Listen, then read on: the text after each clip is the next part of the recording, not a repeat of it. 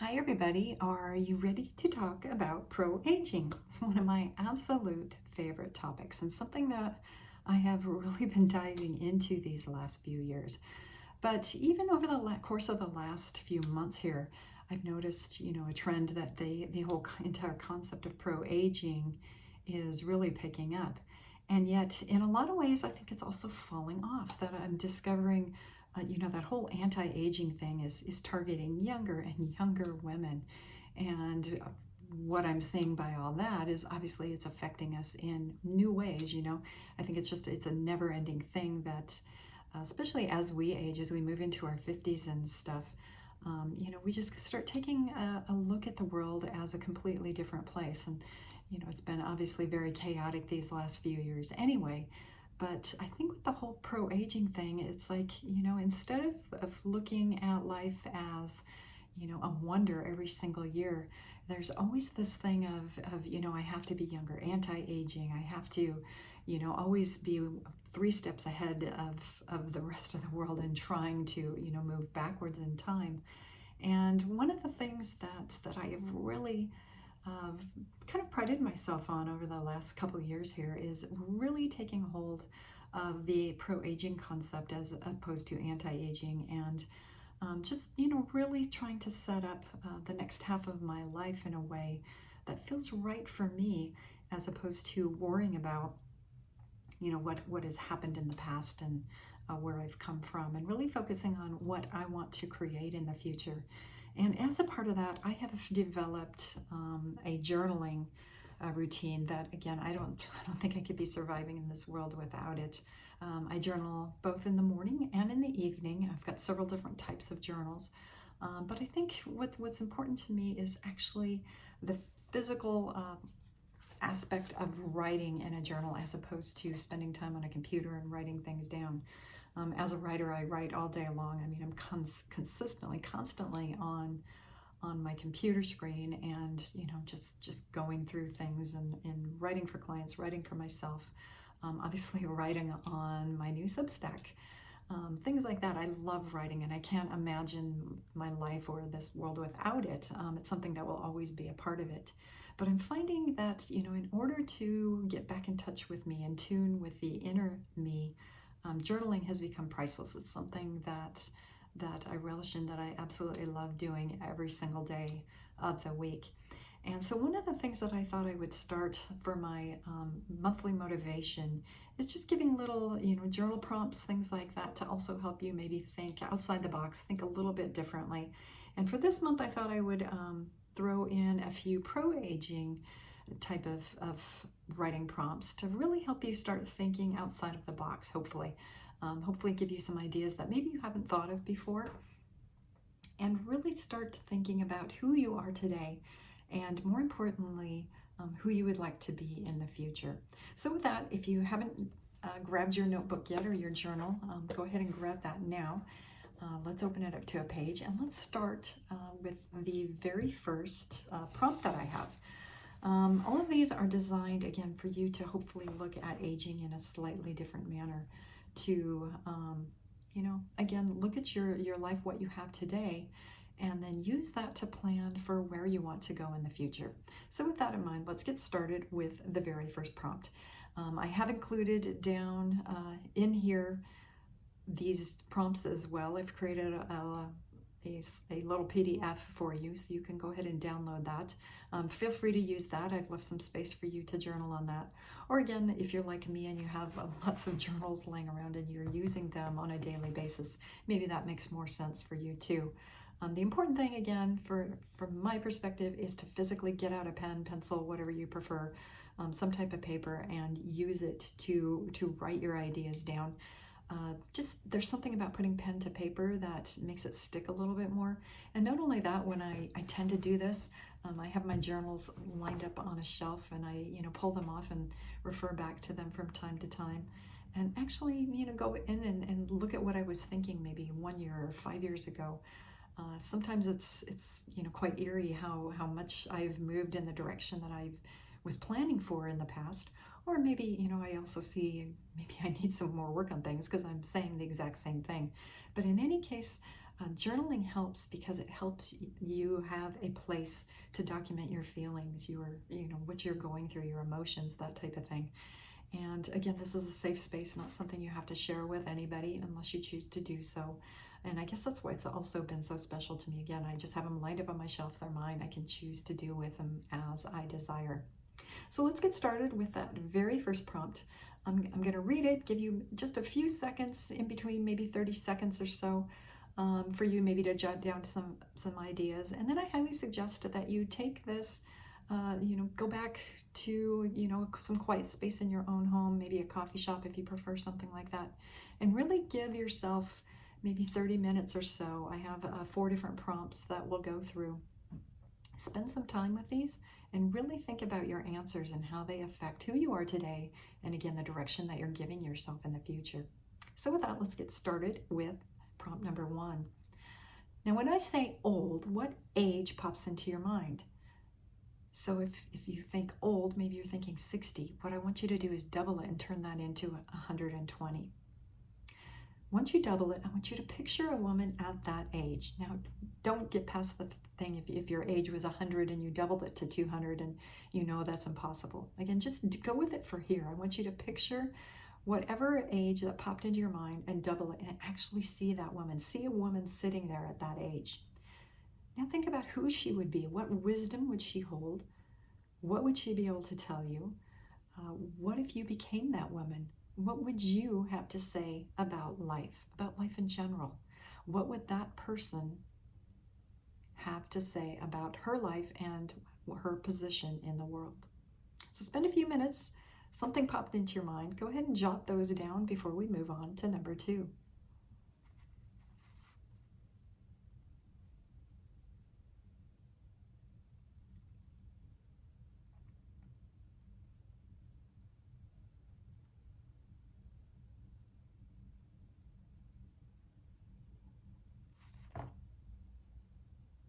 Okay, now let's move on to prompt number 2.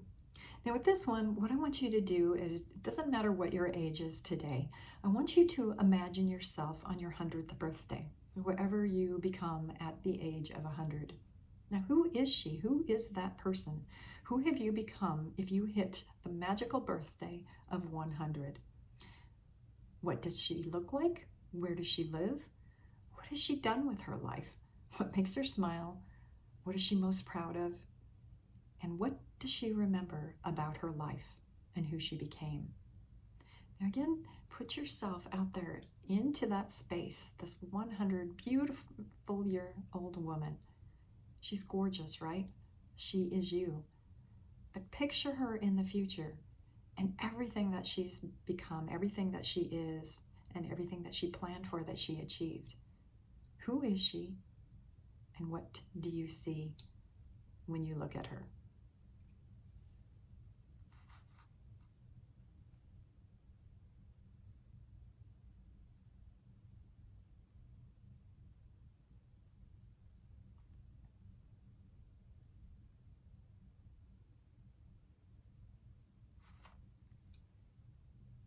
I think one of the things that I enjoy most about that prompt, about imagining yourself at 100 years old, is, you tend to see her as vibrant, as healthy. No matter who you are today, you don't see yourself in assisted living or in a nursing home, barely surviving. You tend to see yourself in the future as this thriving, just wonderful human being. And if that's the case, you can start seeing things in a different light. And I play that game quite a bit, and I journal on that prompt in general quite frequently, because I really want to get that person inside my head. Because it's easier to feed who I am today if I can see that 100-year-old person. So hopefully that helps you too. But now with prompt number 3, what I want you to do, excuse me, is take that same 100-year-old woman, and this is something that, again, if you've actually journaled on before, and get really in tune with who you are today. Take that 100-year-old yourself and now go back in time and have her talk to you when you were a little girl. Doesn't matter what age you were when you were a little girl. Pick some moment in time that's memorable to you, whether she was 5 or 10 or maybe a teenager. But travel her back in time, have a place where the two of them meet. What wisdom would the 100-year-old share with her very younger self, say with a 13-year-old self? What would she tell herself to, push aside, to let go, not worry about? Maybe something she focused on, as we all know what we focus on as teenagers, right? Maybe your 100-year-old self would say, just push it all aside. None of that matters. Because we all, as we age and we grow in wisdom, we all think back to those moments, especially when we were kids, right, or teenagers, and say, you spent so much time worrying about this one event, and it ended up not being important at all. So if you see that, what would you actually go back and tell yourself? What is that one moment, or maybe there's quite a few moments that you would have your older self go back and tell your younger self to not spend so much time with? Also, what would she tell this younger her that is important and what to ignore? There's so much in life that, that is momentous, right? We really put a lot of focus on it in the moment, in the time. And yet when we look back a few years, maybe even a few weeks, right? You go, why did I spend so much time worrying about that when it ended up being nothing at all? Hindsight is obviously always 20/20, but there is a lot that when you're looking at yourself as an older woman, that you would go back and even now you say, stop this. This isn't something that you need to worry about. So go ahead and think about that for a little bit. What would you tell yourself, your older self, tell yourself as a younger child?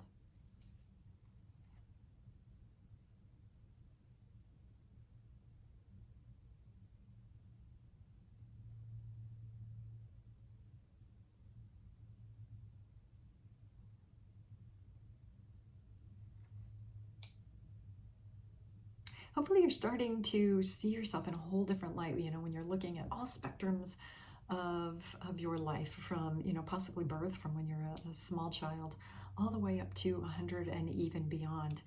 I think right now, we're seeing so much what's happened in the world, and it's hard to imagine yourself sometimes as that 100-year-old. I started doing that so many years ago when I lost my father, and I started putting some of the pieces together of health and wellness and just all the things that go on in life. To be able to see that person in the future gives me more goals here right now, because I see that person and who I want to become. And in order to achieve her, again, I have to start now. I can't achieve that without working towards it now. And that's really helped me become the person I am today, sitting here in my 50s. But it's also nice to play this game from time to time, because I think there's so much wisdom. We learn different things every single day. So these answers change over and over again. I hope you refer back to these again and again, kind of tuck them in a journal and maybe come back to them every few months, maybe even once a year. This is a great thing to sit down, maybe on your birthday, and, wish yourself a happy birthday, whatever age you are today, and then just kind of take it into the future. But as you're finishing this exercise, as you're completing these 4 prompts, another one that I like to ask myself frequently is when you imagine this 100-year-old you, all that she's achieved, all the wisdom that she has inside of her, she has gifts to give, and she definitely would want to give you a gift as of today.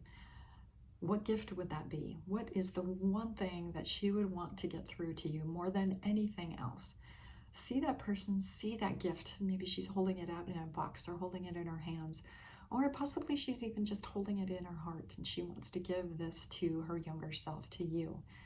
And she wants to let you know that, stop worrying about maybe certain things, or put different things in your life into better focus. This is what you should focus on now. This is the gift that she wants to give you to move forward with in the coming days, weeks, months, and years. What would that one gift be?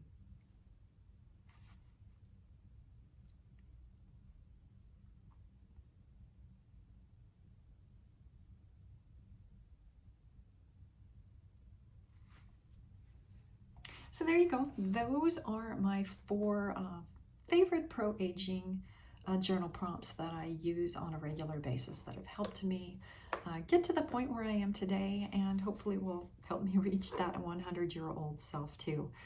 If you'd like this, I'd love to hear from you. Find out maybe some of the answers that you have if you want to share them.